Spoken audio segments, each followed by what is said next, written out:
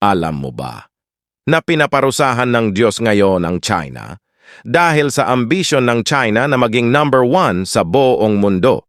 Ay mahilig sila mangamkam ng pag-aari ng iba, katulad na lamang ng West Philippine Sea na pilit kinakamkam ng China.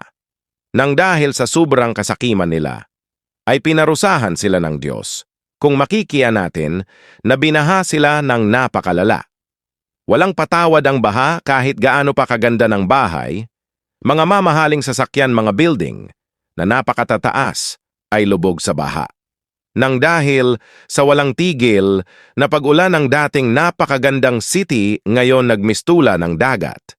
Sabi nga ng isang netizens ay inilipat na daw ng China sa kanila ang West PHC, ha ha ha ha. Hanggang ngayon ay hindi pa din humuhupa ang baha sa kanila. Isa na nga ba itong pahiwatig sa kanila na tumigil na sila sa pangangamkam ng hindi nila pag-aari. Sana magsilbing babala ito sa kanila. Hindi porket malakas na ang bansa ninyo ay bubulihin nyo na lang ang maliliit na bansa. Hagupit ni Mother Nature.